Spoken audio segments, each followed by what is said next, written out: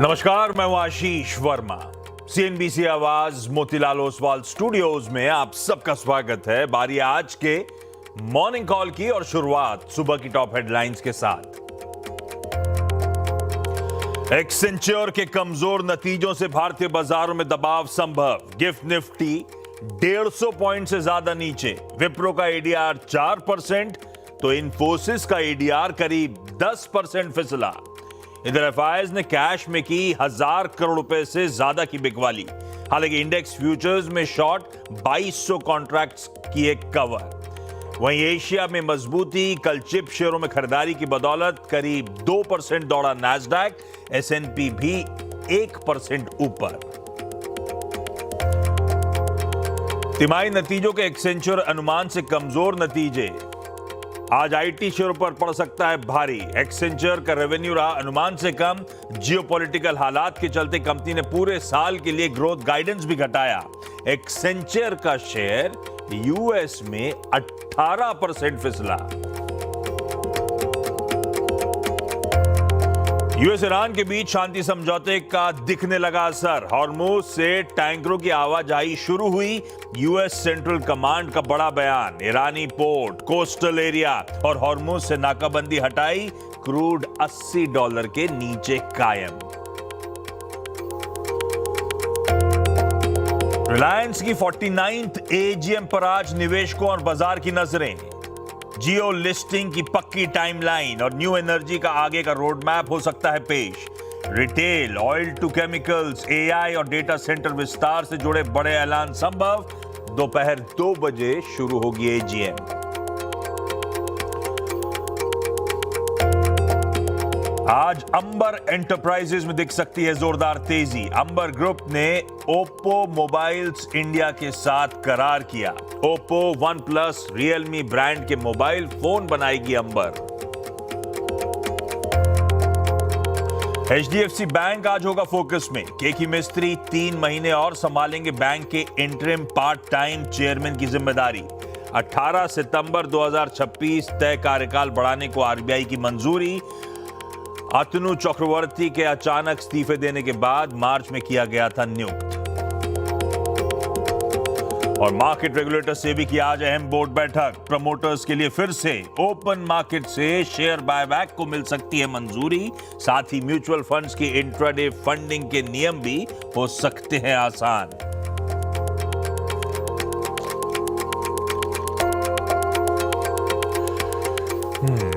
चलिए भाई, शुक्रवार की सुबह इस कारोबारी हफ्ते का आखिरी कारोबारी सत्र, लेकिन एक एक्शन पैक्ड दिन खड़ा है हमारे सामने। वैसे कई सारी चीजें हैं जिस पे खुलते ही हमें रिएक्ट करना है। कल आने थे यूएस के जॉबलेस क्लेम्स के नंबर्स। बैंक ऑफ इंग्लैंड की ब्याज दरों का फैसला, कोई छेड़छाड़ नहीं करी। ओपेक की ऑयल आउटलुक 2026 की रिपोर्ट सामने आनी थी। 2050 तक कह रहे हैं कोई लेटडाउन नहीं, डिमांड बढ़ती चली जाएगी यहां से। और एक्सेंचर, मेरे ख्याल से सबसे important, US IT company Accenture के नंबर्स और उसका असर ग्लोबल आईटी सर्विसेज पे पड़ता हुआ। हमारे भारतीय बाजार भी उस असर के लिए आज तैयारी कर रहे होंगे। आज वैसे यूएस के मार्केट शाम को ट्रेड नहीं कर रहे होंगे, उनके यहां मार्केट हॉलिडे है। साथ साथ हमारे एशियन पीयर्स में चाइना, हांगकांग और ताइवान के बाजार बंद हैं। और भाई साहब, यूएस ईरान डील आज साइन होनी थी, वो तो ऑलरेडी ट्रम्प साहब कर चुके हैं फ्रांस में। आज स्विट्जरलैंड में critical high stake implementation talks हैं। फेस टू फेस नेगोशिएशंस होंगे यूएस और ईरान के बीच, और साथ में होंगे इनके कोर मीडिएटर्स पाकिस्तान और कतर। साथ में international watchdogs, IAEA, international atomic energy agency, सब मिलकर फॉर्मुलेट कर रहे होंगे कॉन्क्रीट स्टेप्स। 60 डे काउंटडाउन कह लीजिए आज से शुरू हो रहा है। और आज से शुरू होना था स्ट्रेट ऑफ हॉर्मुज। ताजी खबरें ये हैं कि आवाजाही शुरू हो गई है, पर आज से पता चलेगा लेटर और स्पिरिट में कितना फर्क है, कथनी और करनी में। प्लस आज देश की दिग्गज कंपनी रिलायंस इंडस्ट्रीज दोपहर 2 बजे अपनी एजीएम कर रही होगी, एनुअल जनरल मीटिंग। और रिलायंस के कैलेंडर का कह लीजिए सबसे इंपॉर्टेंट दिन आज सामने खड़ा हुआ है। तो एक्शन की कोई कमी नहीं। ना इवेंट्स के फ्रंट पे, ना बाजार के फ्रंट पे। कल back to back 5th straight trading session था जब भारतीय बाजार में उछाल के साथ, मजबूती के साथ कामकाज होता हुआ नजर आया। कह लीजिए वो विनिंग मोमेंटम कंटिन्यू होता हुआ नजर आया। लास्ट थर्सडे के लोज से, Thursday to Thursday, last Thursday के लोज से 0.5% निफ्टी चढ़ा। ऐसी कल बैठ के मैं बीएससी मार्केट कैप देख रहा था। इन 5 ट्रेडिंग सेशंस में 25 लाख करोड़ से ज्यादा मार्केट कैपिटलाइजेशन ऐड हुआ है। इतनी वेल्थ क्रिएट हुई, ऐसा कहिए। कल का सेशन क्विकली स्क्रीन्स पे रखिएगा एक बार। हमने दिन की शुरुआत तो बड़े म्यूटेड नोट पे करी थी और उसके बाद लार्जली पूरे दिन वो फ्लैट लाइन के इर्द गिर्द 50 पॉइंट ऊपर 50 पॉइंट नीचे ही झूम रहे थे। तो ऐसा लगा बिल्कुल कंसोलिडेशन का दिन। पर हां, जाते जाते आखिरी आधे घंटे में बुल्स ने फिर दिखाया अपना दमखम। एक शार्प सर्च देखने को मिला। कह लीजिए बढ़िया बायंसी है भारतीय बाजारों में। पर जज्बातों में बहने का नहीं है, लॉजिक पे रहने का है। और इसीलिए आज एक्सिस सिक्योरिटीज के राजेश पालिया साहब को बोला था जुड़िएगा, समझाइएगा कैसे पालिया साहब। हाँ, पालिया साहब रेडी हैं, थोड़ी देर में इनसे बातचीत की शुरुआत करेंगे। सुबह सुबह ऐसा लगा दफ्तर पहुंच गए। खैर, गिफ्ट निफ्टी के समीकरण दिखाइएगा स्क्रीन पे। 3/4% दबाव, 180 100 तकरीबन 200 पॉइंट गैप डाउन के साथ भारतीय बाजार कामकाज की शुरुआत करने जा रहे हैं। शायद लार्जली आईटी की नर्वसनेस होगी और बाकी सब कुछ है वो देख लेंगे। हमारे एशियन पीएस दिखाइए किस तरह का कामकाज हो रहा है। डॉक्टर साहब स्क्रीन क्विकली मूव करिए, कर पाएंगे क्या? हाँ, मिला जुला सा रुझान एशिया का आपको आपकी स्क्रीन पे नजर आएगा। फ्लेट फ्लिप होगी यूएस के मार्केट्स। कल हम जब बंद हो रहे थे तो आधे % से 1.5% यूएस के फ्यूचर्स मजबूत थे। एक्चुअल सेशन में फ्लैट से 2% तक की तेजी थी और आज सुबह के फ्यूचर्स पस्त पड़े हुए हैं। पर वो आज सुबह के फ्यूचर्स अब एक्चुअली मंडे के ट्रेड के इंडिकेशंस दे रहे हैं, तो उसे छोड़ देते हैं, लंबी कहानी है। पर हाँ, हैंडओवर तब और अब की पहली प्लेट दिखाएगी। या तो जहां छोड़ा था वहां मिल रहा है या थोड़ा सा दबाव है। एसएनपी वहीं के वहीं है, बाकी दोनों थोड़े से कूल ऑफ होके मिल रहे हैं। क्या डेवलपमेंट्स भाई साहब, हुआ क्या क्या, सब समझने की बात है। भाई साहब रात की मैपिंग करके दीजिए। गुड मॉर्निंग आशीष। आप कथनी और करनी की बात कर रहे थे ना, तो कथनी और करनी दोनों जो है इस वक्त पॉजिटिवली चल रही है यार। उससे याद है, कहीं मैंने सनसना बस कहते हैं ना फौरी से नजर डाली थी कि एटलीस्ट 90 डेज तक ईरान चुंगी नहीं लेगा। कुछ था क्या? उसके बाद लेगा हमसे? नहीं, ऐसा तो डोनाल्ड ट्रंप ने कल वैसे कहा तो बहुत कुछ, लेकिन ईरान को लेकर के उनके बयान मतलब स्ट्रेट ऑफ हॉर्मुज खुल गया है, कोई किसी को टोल नहीं देना और ना कभी देना पड़ेगा। नहीं, 60 दिन के लिए तो नहीं देना पड़ेगा। ऐसा कुछ पढ़ा मैंने। हाँ, 60 दिन के लिए तो नहीं देना पड़ेगा। ये ईरान का जिम्मा है कि अगले 60 दिनों तक ट्रैफिक जो है टोल फ्री रहेगा। उसके बाद जो है नेगोशिएशंस पर डिपेंड करेगा। और ईरान ने भी ये बात साफ की है कि वो ओमान और बाकी सारे स्टेक होल्डर के साथ चर्चा करेंगे इस बारे में कि आगे स्ट्रेट ऑफ हॉर्मुज का जो एडमिनिस्ट्रेशन है वो किस तरह से किया जाना चाहिए। एक और पॉजिटिव चीज़ कल ये हुई कि कल कुवैत के जो ऑयल प्रोड्यूसर्स हैं उनके जो चीफ है उन्होंने कल ये कहा कि कुवैत में उत्पादन जो है तेल का वो अगले हफ्ते आते आते 2 मिलियन बैरल प्रतिदिन तक पहुंच जाएगा।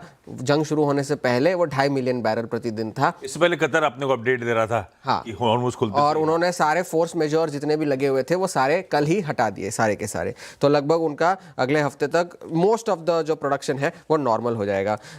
कल पहले बाजार की अगर हम बात करें तो अच्छा सेशन रहा कल बाजार के लिए। डाउ जो है भले ही सेशन के हाई से 400 अंक गिरकर बंद हुआ हो, लेकिन पहले उसने आउट परफॉर्म करा था। S&P 500 और नैस्डैक जो 2 दिन गिर रहे थे, गिरावट के साथ कामकाज कर रहे थे, उनमें कल खरीदारी देखने मिली निचले स्तरों से। सभी चिप स्टॉक्स चाहे वो एनवीडिया हो, माइक्रॉन, AMD, सभी में अच्छी तेजी देखने मिली और उस वजह से कल आउट परफॉर्मेंस था। फिलाडेल्फिया का जो सेमीकंडक्टर इंडेक्स है वो भी कल 6.5% जो है चढ़कर बंद हुआ। कल ट्रिपल विचिंग का दिन भी था, तो कल एक्सपायरी था। जी तो $7.5 ट्रिलियन के ऑप्शंस कल एक्सपायर हुए, तो उस वजह से भी कल जो है बाजार में इस तरह का एक्शन देखने मिला। तो आज तो बाजार बंद होंगे, तो उस वजह से भी कल आप एक कह सकते हैं कि थोड़ी सी पोजीशनिंग का एडजस्टमेंट देखने मिला था लॉन्ग वीकेंड से पहले। आज यूएस सेंट्रल कमांड ने ये कहा है कि जो नेवी का ब्लॉकेड था, नौसेना का जो ईरान के पोर्ट्स के लिए उन्होंने ब्लॉकेड कर रखा था, वो नाकाबंदी जो है उन्होंने हटा दी है इस डील के चलते। और साथ ही साथ जेडी वैंस ने भी कल, जो अमेरिका के उपराष्ट्रपति है, उन्होंने भी ये कहा कि ईरान फिलहाल के लिए अपना जो दायित्व है इस डील के अंदर वो निभा रहा है, अच्छे से निभा रहा है। और आज स्विट्जरलैंड में एक हाई स्टेक्स इम्प्लीमेंटेशन बैठक जो है वो होने वाली है दोनों पार्टियों के बीच में, कि आगे जो है किस तरह का इम्प्लीमेंटेशन इस एमओयू का किया जाना चाहिए, जो कल डोनाल्ड ट्रंप और ईरान के राष्ट्रपति पेजेश्कियान ने जो है साइन किया। जेडी वैंस ने कल ये भी कहा कि कल जो है 12 मिलियन बैरल तेल के जो है स्ट्रेट ऑफ हॉर्मुज से गुजरे, जिसकी अब तक कोई ऑफिशियल कंफर्मेशन नहीं है। ऑफिशियल कंफर्मेशन इस बात की है कि सऊदी अरब के 3 जहाज जिनमें 6 मिलियन बैरल तेल था वो कल स्ट्रेट ऑफ हॉर्मुज से गुजरे हैं। ये केपलर के जरिए ऑफिशियल कंफर्मेशन आई है। और साथ ही साथ जो है लेकिन एनालिस्ट इस बात को चेता रहे हैं कि बाजार तेल का जो है वो एक चीज इग्नोर कर रहा है कि इन्वेंट्रीज जो है तेल की वो अब रिकॉर्ड लोस पर पहुंच चुकी है। वो जो यूजुअली जिस तरह से कीमतें जो है वो बढ़नी चाहिए, बट कीमतें जो है फिलहाल सेंटिमेंट्स में नीचे कामकाज कर रही है। डोनाल्ड ट्रंप अभी भी जो है इस डील को डिफेंड करते जा रहे हैं, यही कह रहे हैं कि भाई आप स्टॉक मार्केट देखिए, आप तेल की कीमतें देखिए, बाकी सब जो कह रहे हैं वो बेवकूफ़ है, उन्हें कुछ पता नहीं है, जो पता है वो मुझे पता है।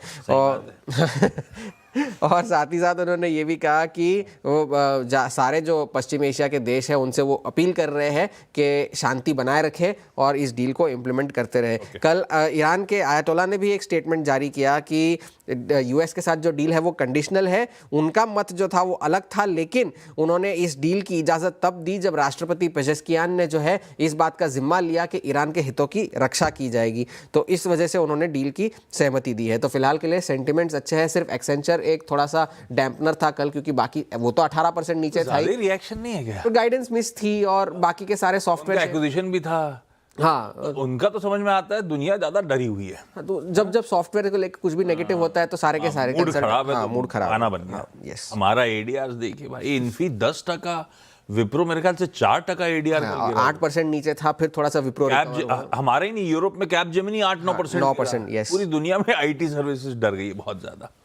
खैर, ये भी एक रीजन है हमारे गिफ्ट निफ्टी की खासी कमजोरी का। अच्छा, क्विकली कल क्या हुआ डेटा पॉइंट दिखा देता हूं, उसके बाद पालिया साहब से बातचीत करनी है भाई। कल एफआईआईज ने कैश में 1,000 करोड़ रुपए की बिकवाली करी और डीआईएस ने तकरीबन 3,500 करोड़ रुपए के आसपास की बाइंग करी। तो वो जो एफआईआईज का सेलिंग प्रेशर था, बढ़िया तरीके से हमारे घरेलू संस्थागत निवेशकों ने एब्जॉर्ब करा। वो मार्केट का स्ट्रक्चरल सपोर्ट कह लीजिए इंटैक्ट है। पर क्या है, एफआईआईज की फिर बिकवाली। अब वो एफआईआईज लॉन्ग साइड में कमिट नहीं कर रहे। एक आध दिन वो एबरेशन के तौर पे हल्का हरे में आया था जरूर, बिकवाली रुक रही है, पर लॉन्ग साइड में कमिटमेंट अब तक एफआईआईज का कैश में एटलीस्ट नहीं नजर आ रहा। जहां तक वायदा की बात है, एफआईआईज ने स्टॉक फ्यूचर्स में कल 1735 करोड़ रुपए की बिकवाली करी है।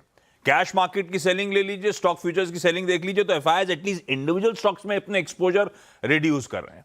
जहां तक इंडेक्स फ्यूचर्स के 508 करोड़ रुपए की बात है, निफ्टी फ्यूचर्स में 470 करोड़ रुपए के आसपास की खरीद थी और बैंक निफ्टी फ्यूचर्स में 23 करोड़ रुपए के आसपास की बिकवाली थी। अब वो कैश, वो इंडेक्स फ्यूचर्स, स्टॉक फ्यूचर्स जोड़ दीजिए तो तकरीबन 2200-2250 करोड़ रुपए के आसपास की एफआईआईसी कल सेलिंग का नंबर है। लेकिन आजकल सबसे क्रिटिकल डेटा पॉइंट हो गया है वो लॉन्ग शॉर्ट और उसके साथ साथ नेट रेशियो कैसा खड़ा हुआ है। कल एफआईआईज ने 1009 लॉन्ग कॉन्ट्रैक्ट जोड़े और करीब 2200 शॉर्ट कॉन्ट्रैक्ट्स क्लोज आउट करे, अनवाइंड करे। तो वो सिलसिला कंटिन्यू कर रहा है। तो अब आपका लॉन्ग शॉर्ट रेशियो जो है 13% से इंच अप होकर 13.5% पे आता हुआ।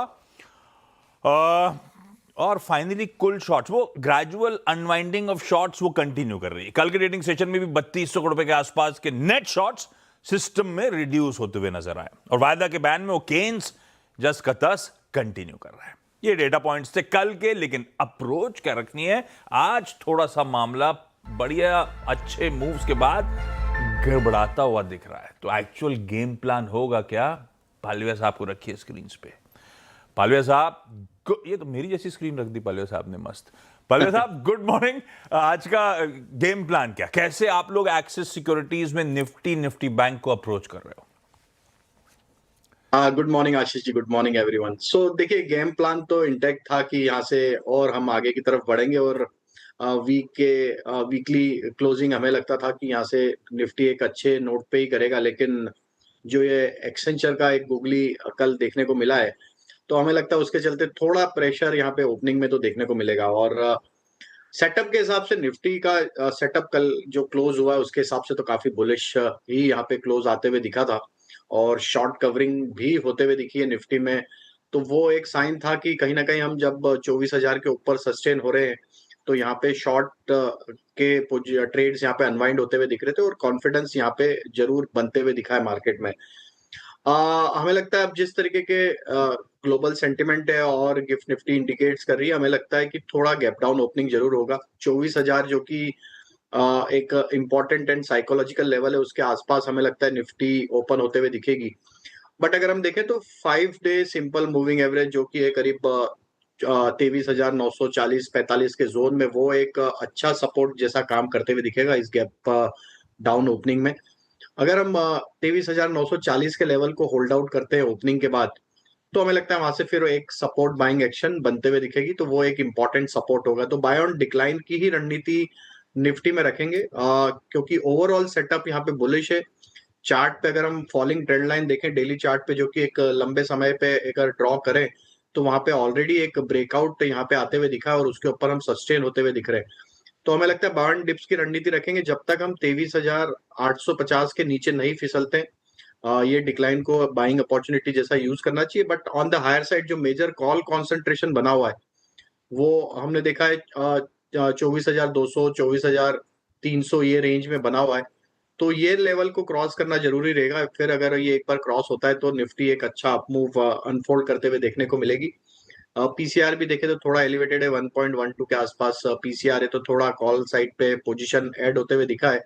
बट कल का सेशन काफी इंटरेस्टिंग था आशीष जी। यहाँ पे हमने देखा था कि पुट राइटर्स ने कॉन्फिडेंस दिखाया था कल के डेटा में, और वो कॉन्फिडेंस क्लियरली दिख रहा था कि यहाँ पे 24,000 और 24,100 की स्ट्राइक पे भी यहाँ पे पुट राइटर्स अपनी पोजीशन ऐड करते हुए देखने को मिल रहे थे। तो ये दिखाता है कि बेस तो हायर साइड पे शिफ्ट हुआ है, जरूर एक गैप डाउन ओपनिंग होगी लेकिन हमें लगता है कि वहां से एक रिकवरी भी इंट्राडे में प्ले आउट होगी। तो हम बाय ऑन डिप्स की रणनीति ही अडॉप्ट करेंगे आज भी मार्केट में। 23,850 हमारे स्टॉप लॉस है, अगर हम उसके जितना नजदीक मिलते हैं हम बाय करेंगे। ब्यूटीफुल भाई साहब, कोई ज़्यादा टेंशन, कोई ज़्यादा घबराना नहीं है। जब तक 23,850 के ऊपर हैं स्क्रीन पे तब तक दमखम बना हुआ है, बल्कि आज गिरावट आए और 24,000 या 940 945 की ट्रेजेक्टरी में आ रहे हैं, खरीदारी करने के मौके ढूंढिएगा। इवेंचुअली कमज़ोर शुरुआत के बाद हम वापस अपना मोमेंटम पकड़ रहे होंगे। पाले साहब, क्विकली बैंक, निफ्टी बैंक को कैसे अप्रोच करूं? तो काफी स्ट्रॉन्ग सेटअप है आशीष जी बैंक निफ्टी का, और हमें लगता है यहीं से एक आउट परफॉर्मेंस बनेगा। और हमने देखा कि पिछली जो अभी जो रैली चल रही है उसमें बैंक निफ्टी एक अच्छा सपोर्ट यहाँ पे मार्केट को देते हुए देखने को मिली, और सारे ही बैंकिंग स्टॉक्स में एक अच्छा मोमेंटम बना है, जो कि पीएसयू प्राइवेट दोनों ही खेमे में अगर हम देखें तो बाइंग इंटरेस्ट यहाँ पे कंटिन्यू है। और बैंक निफ्टी में जिस तरीके की रैली बनी है तो हमें लगता है यहाँ पे स्ट्रक्चर तो बुलिश है। बाय ऑन डिप्स की रणनीति रखेंगे। अगर हम यहाँ पे भी सेटअप देखें तो एक अप्रैल से जो एक स्विंग हाई थे उसको यहाँ पे बैंक निफ्टी ने कंफर्टेबली सरपास किया है। तो यहाँ पे near term short term chart पे तो ऑलरेडी ब्रेकआउट बनते हुए दिखे हैं। डेटा में भी देखें तो यहाँ पे हमें लगता है जब तक 57,000 के लेवल इंटेक्ट है तो ये एक मेजर पुट बेस्ड कॉन्सेंट्रेशन है। जब तक ये इंटेक्ट है बाय ऑन डिप्स की रणनीति रखेंगे। हालांकि अगर हम डेटा को क्लोजली वॉच करें तो यहाँ पे 57,500 पे भी पुट राइटर्स ने अपनी पोजीशन ऐड की है, और 57,500 पे कॉल राइटर्स ने अपनी पोजीशन कल के सेशन में अनवाइंड भी करी है। तो ये दिखाता है कि put based concentration higher side पे शिफ्ट हुआ है। तो 57,500 से लेके 57,350 ये दायरा हमें लगता है कि एक अच्छा सपोर्ट जैसा काम करेगा। तो अगर डिप मिलती है यहाँ पे तो यहाँ पे भी बाय ही करना है। 57,350 हमें लगता है एक अच्छा सपोर्ट जैसा काम करेगा इंट्राडे में, और इसके आसपास मिलता है तो बाय ही करें। और अपसाइड में जो टारगेट हमें लगता है वो होना चाहिए 58,000 और 58,200, ये टारगेट हमें लगता है बैंक निफ्टी में आते हुए दिखेंगे। ओवरऑल स्ट्रक्चर बुलिश है बैंक निफ्टी का। सारे near term short term moving averages के ऊपर सस्टेन कर रहा है, तो यहाँ पे भी डिक्लाइन में बाय करने की सलाह है। और हमारा व्यू यहाँ पे अभी भी बुलिश है, और हम एक्सपेक्ट कर रहे हैं कि ये मोमेंटम 58,000 से 58,200 वापस बढ़ते हुए दिखेगा।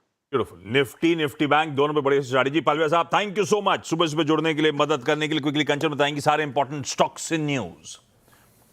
कंचन बताएं। जी गुड मॉर्निंग। सबसे पहले तो पूरा ही आईटी पैक आज आपके फोकस में होना चाहिए। कल एक्सेंचर के नंबर आए हैं और वहाँ पे देखेंगे तो करीबन 18% की जो गिरावट है वो देखने को मिली है। तो एडीआर भी हमें कल डाउन देखने को मिले थे। तो जो बेसिकली जो जियोपॉलिटिकल टेंशन है उसके चलते जो गाइडेंस है उसमें हमें गिरावट आती हुई दिखाई दी है। रेवेन्यू की बात करें तो केवल 6% का इजाफा है जो कि अनुमान से यहाँ पे कम देखने को मिला है। गाइडेंस जो 3 से 5% की थी उसको घटा के इस टाइम पे 3 से 4% का कर दिया है। और साथ ही साथ अगर देखें कमेंट्री तो वहाँ पे ये बोला है कि जो ईरान वॉर है उसके चलते Q3 में जो बिजनेस है वहाँ पे एक डेंट आता हुआ दिखाई दिया है। तो स्ट्रीट को यहाँ पे पसंद नहीं आए हैं नंबर, जिसके वजह से कल थोड़ा सा हमें दबाव देखने को मिला। इसके अलावा एम्बर एंटरप्राइजेस आज आपके फोकस में होना चाहिए। कंपनी ने ओप्पो मोबाइल के साथ जो अग्रीमेंट है वो साइन कर लिया है। ओप्पो, वन प्लस और रियलमी के जो मोबाइल है उनकी मैन्युफैक्चरिंग के लिए। HDFC बैंक आपके फोकस में होना चाहिए। बैंक ने के मिस्ट्री का जो पीरियड है उसको 3 महीने तक बढ़ा दिया है। 18 सितंबर 2026 तक RBI की जो मंजूरी है वो मिल गई है। विप्रो फोकस में बिकॉज मेट्रो एजी के साथ बड़े डेटा सेंटर माइग्रेशन का जो प्रोग्राम है उसको पूरा कर लिया गया है। एग्नल ग्लोबल IT सर्विस में 20% का जो एडिशनल स्टेक है वो खरीदेंगी और जो हिस्सा बढ़ के अब 80% का हमें होता हुआ दिखाई देगा। HCL टेक बिकॉज चेन्नई में AI इनोवेशन जोन जो है लॉन्च कर दिया है। वहीं बॉश बिकॉज आज रिटेल के लिए जो बॉश होम का OFS है वो खुलेगा। कल हमने देखा था कि नॉन रिटेल के करीबन 4.5 गुना का जो हिस्सा है वो भरता हुआ दिखाई देगा। तो ये भी आपके आज फोकस में। क्विकली ब्रेक के उस पार अनुज गुप्ता साहब रेडी हैं आज की बढ़िया सी कमोडिटी कॉल्स के लिए। अनुज हाय, गुड मॉर्निंग, आता हूं आपके पास।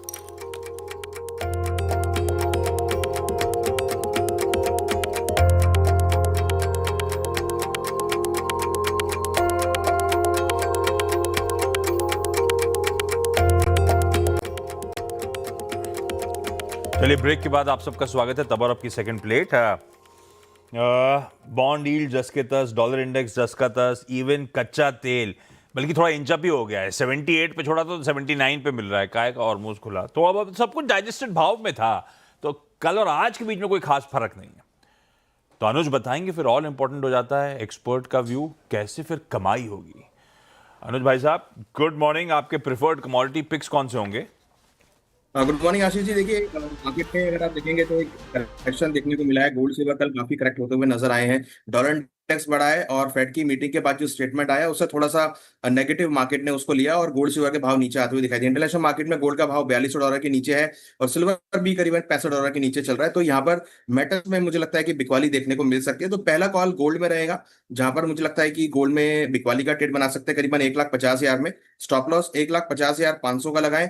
टारगेट नीचे 1,48,500 तक देखने को मिल सकते हैं। लग रहा है कि नीचे में $4150 तक के लेवल गोल्ड में देखे जा सकते हैं। सिमिलर इंडस्ट्रियल मेटल में भी हम गिरावट देख रहे हैं। तो कॉपर में मुझे लगता है कि यहाँ पे सेलिंग प्रेशर देखा जा सकता है। तो कॉपर में करीबन 1325 में बिकवाली करें। स्टॉप लॉस 1334 का लगाएं। टारगेट नीचे करीबन 1310 रुपए तक देखा जा सकता है।